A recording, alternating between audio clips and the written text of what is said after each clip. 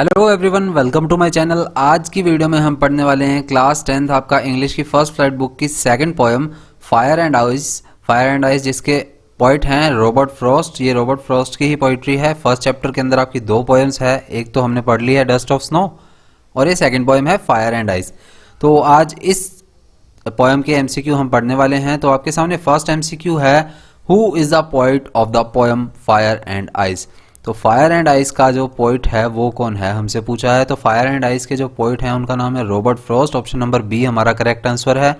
जो आपका first poem का ऑथर पोइट है वही इसका पोइट है।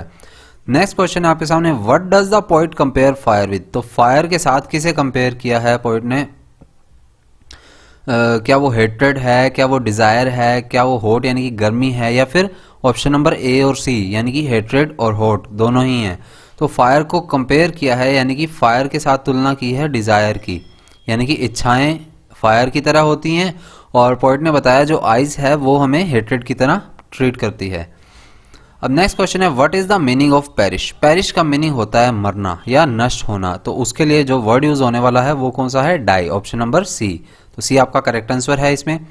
फोर्थ क्वेश्चन है, व्हाट वुड सफाइज। सफाइज का मैंने आपको चैप्टर में मीनिंग पोएम जब एक्सप्लेन की थी तब मीनिंग बताया था। सफाइज का जो मीनिंग होता है वो होता है सफिशिएंट।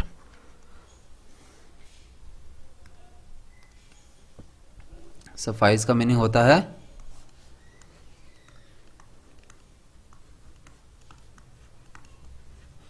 सफिशिएंट।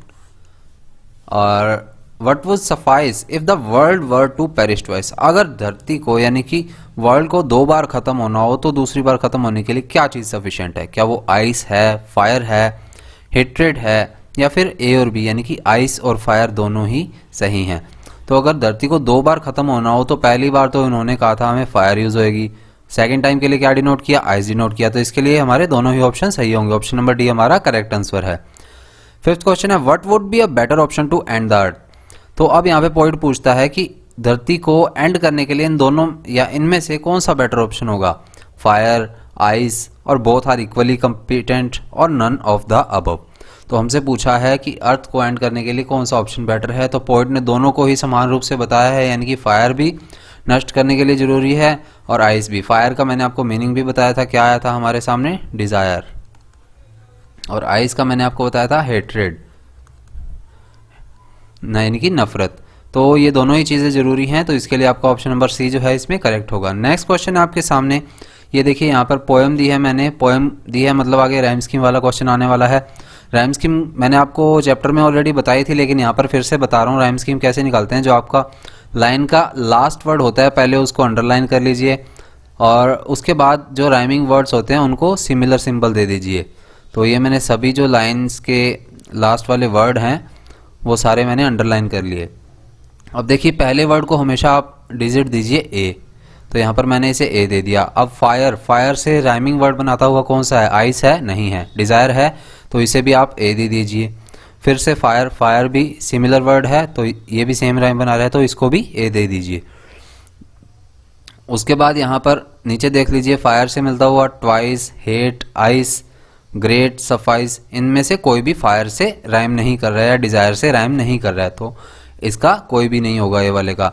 अब सेकंड वर्ड आ गया, यानी कि एक तो हम दे चुके हैं वर्ड ए, अब दूसरा वर्ड यूज करते हैं बी। तो आइस को हमने बी दिया है। अब आइस से राइम बनाता हुआ कोई वर्ड, ट्वाइस, ट्वाइस भी आइस से राइम बना रहा है तो इसे भी बी दे दीजिए। हेट नहीं बना रहा, आइस बना रहा है तो इसे भी बी दे दीजिए। अब ग्रेट, ग्रेट नहीं बना रहा लेकिन सफाइस, सफाइस बना रहा है तो इसे भी बी दे दीजिए। अब बाकी वाले को अगला जो अल्फ़ाबेट है, अगला जो लेटर है वो यूज़ कीजिए। तो हेट, हेट को हम दे देते हैं सी। तो हेट क्या ग्रेट से राइम बना रहा है, बना रहा है तो इसे भी सी दे देते हैं। तो पहले वाले का हमारा जो राइम स्कीम है वो क्या निकल के आया, ए बी ए ए। और दूसरे वाले पैराग्राफ का जो राइम स्कीम है वो क्या आया, B C B C B. ये इस तरह आपको निकालना है। पहले पहला वर्ड यूज़ कीजिए, फिर दूसरा, फिर थर्ड, फिर फोर्थ, फिर नेक्स्ट वाले में पहला, दूसरा, तीसरा, फोर्थ और लास्ट। इस तरह से आप राइम स्कीम निकाल सकते हैं।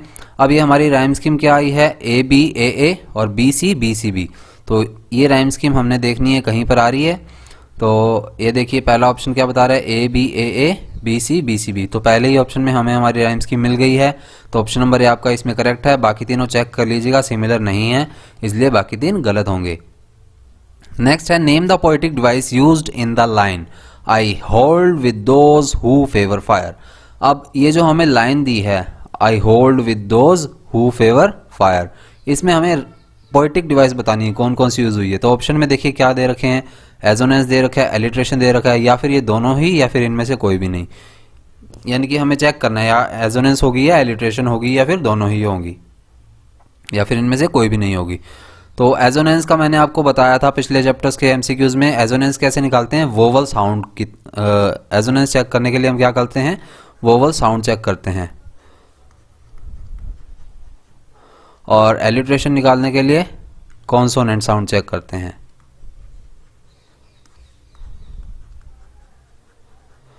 तो पहले वोवल साउंड चेक करेंगे, hold I hold with those who favour fire. तो कहीं पर सेम वोवल साउंड आ रहे हैं, तो ये देखिए आ रहे हैं होल्ड में हो ओ का साउंड आ रहा है यहाँ पर, दोज में भी ओ का साउंड आ रहा है, दोज, तो यहाँ पर भी ओ का साउंड आ रहा है। आगे देखिए हु में नहीं आ रहा, फेवर में नहीं आ रहा, फायर में भी नहीं आ रहा। तो एजोनेंस तो इसमें है, ये हमें पता लग गया। अब चेक करते हैं एलिट्रेशन है या नहीं। होल्ड मैंने एलिट्रेशन के लिए बताया था आपको कॉन्सोनेंट साउंड सिमिलर होते हैं, तो कॉन्सोनेंट साउंड हमेशा स्टार्टिंग में आएंगे। वोवल साउंड अगर आएगा तो लेटर के बीच वर्ड के बीच में वोवल साउंड आएगा, और कॉन्सोनेंट साउंड हमेशा वर्ड के स्टार्टिंग में आएगा। तो होल्ड नहीं बना रहा किसी से भी, दोज भी नहीं बना रहा, विद भी नहीं बना रहा, हु भी नहीं बना रहा। लेकिन ये देखिए फेवर फै, फायर का भी फै, तो यहाँ पर ये फै वर्ड यूज़ कर रहे हैं, कॉन्सोनेंट होता है फै एफ, तो ये कॉन्सोनेंट साउंड यूज़ कर रहे हैं। तो यहाँ पर मतलब हमारा एलिट्रेशन भी यूज़ हो रहा है, तो इसके लिए हमारे ऑप्शन नंबर सी करेक्ट होगा, यानी कि इसमें एजोनेंस भी है और एलिट्रेशन भी है। कॉन्सोनेंट साउंड आए तो एलिट्रेशन, वोवल साउंड आए तो एजोनेंस। तो सेवंथ का हमारा ऑप्शन जो है वो सी है। नेक्स्ट क्वेश्चन है name the poetic device used in the line some say the world will end in fire. तो इसमें इस लाइन में भी हमें बताना है कि पोएटिक डिवाइस कौन सी यूज हुई है, सम say the world will end in fire. तो इसमें हमें ऑप्शन दिए मेटाफर, एलिट्रेशन, एजोनेंस और ऑक्सीमोरन। तो पहले हम चेक करेंगे एजोनेंस को, क्या कहीं पर वोवल साउंड आ रहा है, सम से में ए का साउंड आ रहा है, world will end in fire A का साउंड कहीं भी नहीं आ रहा, मतलब यहाँ पर और कोई वर्ड विल एंड मतलब और कहीं भी हमें एजोनेंस तो नहीं दिख रहा है, यानी कि वोवल साउंड नहीं दिख रहा। तो चेक करते हैं एलिट्रेशन को। तो एलिट्रेशन में देखिए सम में से आ रहा है और से में भी से आ रहा है, तो यहाँ पर एलिट्रेशन तो आ चुका है, यानी कि कॉन्सोनेंट साउंड यूज हो चुका है। और कहीं देखते हैं हो रहा है क्या, the world will end in fire. ये देखिए वर्ड विल में भी आ गया, वर्ड का वह और विल का भी वह, तो यहाँ पर भी आ गया। तो ये देखिए यहाँ पर दो बार एलिट्रेशन यूज हो चुका है। तो इसका हमारा जो करेक्ट आंसर है वो है ऑप्शन नंबर बी एलिट्रेशन। तो 8th का आपका जो करेक्ट आंसर होगा वो होगा ऑप्शन नंबर बी एलिट्रेशन। इसके अलावा इस लाइन में एक और चीज़ भी यूज़ हुई है, एक और पोएटिक डिवाइस भी यूज़ हुई है जिसका नाम है इमेजरी। इमेजरी का क्या काम होता है, थिंग्स को इमेजिन करना, चाहे वो फिजिकली हो चाहे मतलब प्लेस के लिए हो। मतलब हमारा जो 5 सेंसेस होते हैं जैसे माइंड, नोज़, ईयर, जिनसे हम सुनते हैं, फील करते हैं, महसूस करते हैं, सोचते हैं, ये सभी जो 5 सेंसेस होते हैं हमारे, इन सेंसेस के थ्रू किसी चीज़ के बारे में इमेजिन करना। तो इस लाइन को ध्यान से सुनिए, सम say the world will end in fire, यानी कि कई लोग बोलते हैं कि ये दुनिया कैसे ख़त्म होगी, आग से, यानी कि इच्छाओं से ख़त्म होगी। फायर का मैंने आपको मीनिंग बताया था, क्या यूज़ हुआ है यहाँ पर, डिज़ायर्स, यानी कि इच्छाओं से कई लोग कहते हैं। अब यहाँ पर ये पोइट कुछ लोगों के बारे में बता रहा है कि कुछ लोगों की सोच कैसी है। तो यहाँ पर ये एक और जो पोइटिक डिवाइस यूज़ हो रही है वो भी कौन सी है, इमेजरी। अब नेक्स्ट क्वेश्चन की तरफ बढ़ते हैं। Name the poetic device used in the line to say that for destruction ice is also great. हमसे अब लाइन कौन सी पूछी है, to say that for destruction ice is also great. तो क्या यहाँ पर एलिट्रेशन आ रहा है कहीं पर, स्टार्टिंग में देखिए यहाँ पर टू से दैट, यहाँ पर टी का तो ट आ रहा है, लेकिन यहाँ पर दैट का द आ रहा है, तो ये तो यहाँ पर नहीं बना रहे हैं। फॉर डिस्ट्रक्शन आइस डी आ रहा है, यहाँ पर ई आ रहा है, यहाँ पर ए आ रहा है, इज सॉरी यहाँ पर आइस का ई आ रहा है और यहाँ पर इज का ई आ रहा है, लेकिन ये तो वोवल होता है, लेकिन मैंने आपको बताया था कि जब भी वोवल साउंड यूज़ होंगे तो वो बीच में होंगे, लेकिन ये तो स्टार्टिंग में है तो ये काम नहीं करेगा। ऑल्सो ग्रेट में भी नहीं आ रहा, यानी कि यहाँ पर एलिट्रेशन नहीं यूज़ हो रहा, मेटाफर भी नहीं यूज़ हो रहा है यहाँ पर, ना ही ऑक्सीमोरॉन यूज़ हो रहा है। यहाँ पर यूज़ होने वाला जो पोएटिक डिवाइस है वो है इमेजरी। कैसे यूज़ हुआ है? To say that for destruction ice is also great, यानी कि यहाँ पर भी पोइट क्या है, सोच रहा है यहाँ पर कि अगर विनाश करना है, डिस्ट्रक्शन ही करनी है, तो उसके लिए आइस भी उतनी ही जरूरी है, यानी कि उतनी ही महान है। यानी कि लोगों में जितनी हेट है उससे भी दुनिया नष्ट हो सकती है, इस तरह से पोइट कहना चाह रहा है। यानी कि पोइट यहाँ पर भी अपनी सोच बता रहा है, इमेजिनेशन को रिप्रेजेंट कर रहा है। तो ऑप्शन नंबर बी आपका इसमें करेक्ट आंसर है। नेक्स्ट क्वेश्चन है, where has he used personification. Personification क्या होता है? पर्सोनिफिकेशन का मीनिंग होता है मानवीकरण, यानी कि किसी चीज़ को मानने लग जाना, यानी कि उसको ऐसे एक पर्सन की तरह ट्रीट करना, यानी कि मानवीकरण कर देना उसका। पर्सोनिफिकेशन का लिटरल मीनिंग होता है मानवीकरण, यानी कि उसको एक ह्यूमन बीइंग की तरह ट्रीट करना। तो यहाँ पर अगर आप 6 क्वेश्चन में देखेंगे तो 6 क्वेश्चन में आपको ये अच्छे से दिख जाएगा कि किस तरह से वो ट्रीट कर रहा है। ये देखिए 6 क्वेश्चन से पहले मैंने ये जो आपको पोएम दी है, इसमें देखिए फायर को यूज़ कर रहा है एक डिज़ायर्स की तरह, यानी कि इच्छाओं की तरह, मानव की इच्छाओं की तरह, यानी कि उसे भी एक पर्सन की तरह यूज़ कर रहा है। इच्छाएं तो मानव की होती हैं, लेकिन यहाँ पर ये फायर को ही इच्छाएं बता रहा है। उसी तरह आइस का यूज़ किस लिए कर रहा है? हेट्रेड की तरह। नफरत कौन करता है? नफरत भी लोग करते हैं, लेकिन ये यहाँ पर आइस के लिए यूज़ कर रहा है। तो इस तरह ये रिप्रेजेंट कर रहा है फायर और आइस इन दोनों के लिए। तो ये जो हमारा क्वेश्चन है 10th वाला, तो 10th में ये आइस के साथ भी यूज़ कर रहा है और फायर के साथ और आइस के साथ, दोनों के लिए यूज़ कर रहा है। तो ऑप्शन नंबर डी जो है आपका इसमें करेक्ट होगा, बोथ ए एंड बी। अब नेक्स्ट क्वेश्चन देखते हैं, I hold with those who favour fire. Word hold with means, अब यहाँ पर पोइट कहता है कि I hold with those who favour fire, यानी कि जो लोग डिज़ायर्स को के लिए कह रहे हैं इस बारे में कि डिज़ायर से दुनिया नष्ट होगी, मैं उनके साथ खड़ा हूँ। तो यहाँ पर जो वर्ड यूज़ हुआ है होल्ड विद, इसका मीनिंग क्या है? क्या एवेंज है, डिसएग्री है, एग्री है या टेक केयर है? तो यहाँ पर इसका मीनिंग है एग्री, यानी कि आई होल्ड विद दोज, मैं उन लोगों से एग्री करता हूँ जो कि फायर के फेवर में, यानी कि डिजायर्स के फेवर में है। तो ऑप्शन नंबर सी आपका इसमें करेक्ट है। नेक्स्ट क्वेश्चन है, the cause of man's destruction is. अब डिस्ट्रक्शन जो व्यक्ति का, यानी कि व्यक्ति का कह सकते हैं या दुनिया का भी कह सकते हैं यहाँ पर, तो व्यक्ति का या दुनिया का जो डिस्ट्रक्शन, विनाश होने वाला है, उसका रीज़न क्या है? क्या वो उस फैमिली है, गोल्ड है, लस्ट है या मनी है? तो चैप्टर के अकॉर्डिंग या पोएम के अकॉर्डिंग दो ही चीज़ें आई हैं, एक तो आया डिज़ायर और एक आई है हमारे सामने हेट्रेड। और डिज़ायर के साथ साथ इसने लस्ट भी ऐड किया था, लस्ट, यानी कि जो डिज़ायर को हम लस्ट मान सकते हैं एक तरह से। लस्ट कैसे है? लस्ट हमारी क्या होती है? फिजिकल नीड्स होती हैं, और डिज़ायर्स भी हमारी नीड्स होती हैं। तो लस्ट को हम यहाँ पर मान सकते हैं नीड की तरह। एक्चुअल में लस्ट का क्या मीनिंग होता है? Physical need.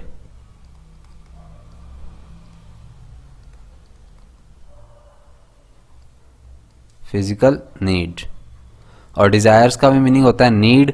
तो यहाँ पर एटलीस्ट नीड को रिप्रेजेंट कर रहा है लस्ट, तो इसके लिए हमारा जो करेक्ट ऑप्शन होगा ऑप्शंस में से वो होगा सी, लस्ट। अब नेक्स्ट क्वेश्चन है आपके सामने, if the world has to perish twice the poet favours. अब अगर धरती को 2 बार नष्ट होना हो तो पोइट किसे प्रेफर करेगा? यहाँ पर ये पिछला क्वेश्चन हम पढ़ चुके हैं, पेरिश ट्वाइस में दोनों को ही यूज़ करेगा, आइस और फायर को, यानी कि हेट्रेड को भी यूज़ करेगा और डिज़ायर को भी यूज़ करेगा। लेकिन यहाँ पर जो क्वेश्चन में पूछा है वो सेकंड टाइम के लिए पूछा है, यानी कि अगर धरती को दूसरी बार नष्ट होना हो तो पोइट किसके फेवर में है? तो उसके लिए आपको पोएम पढ़नी पड़ेगी। पोएम की पहली 4 लाइन्स में तो उसने फायर को रिप्रेजेंट किया, यानी कि कहा है कि फायर से दुनिया जो है वो नष्ट होगी। और सेकंड स्टेंजा जो है उसमें उसने रिप्रेजेंट किया आइस को, यानी कि उसने कहा है हेट्रेड से दुनिया नष्ट होगी। तो उसके अकॉर्डिंगली आपका जो करेक्ट आंसर होगा वो होगा ऑप्शन नंबर सी, यानी कि अगर दूसरी बार पोइट इस चीज़ को रिप्रेजेंट कर रहा है कि किस तरह से दुनिया नष्ट होगी, तो वो होगी आइस की वजह से।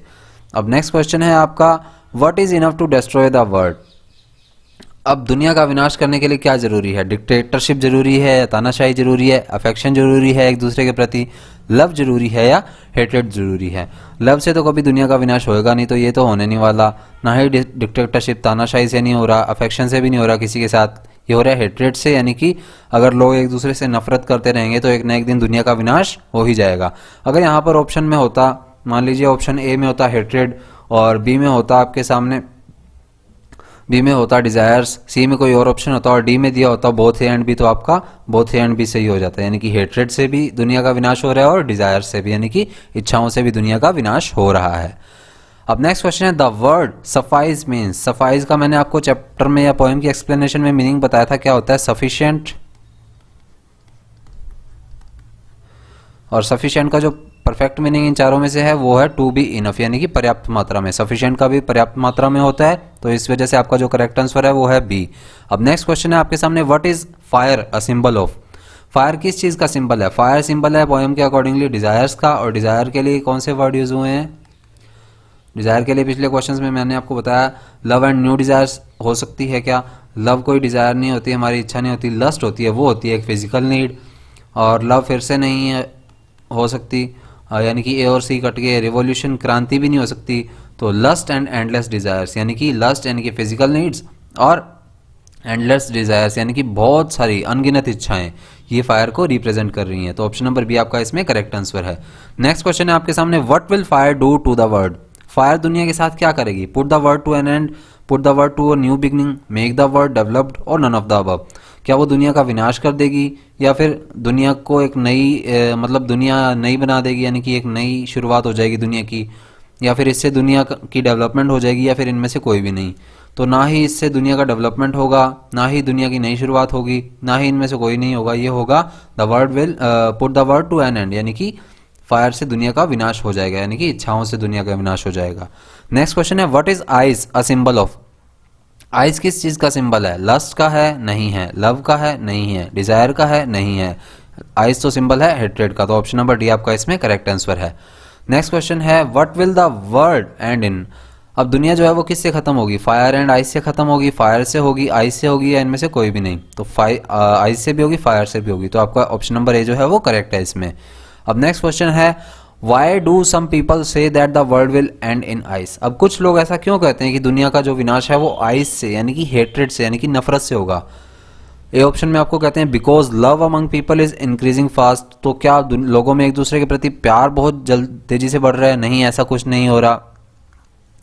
Because hatred among people is increasing fast, जी हाँ बिल्कुल सही है, हेट्रेड तो बढ़ रही है लोगों में, इस वजह से विनाश हो सकता है।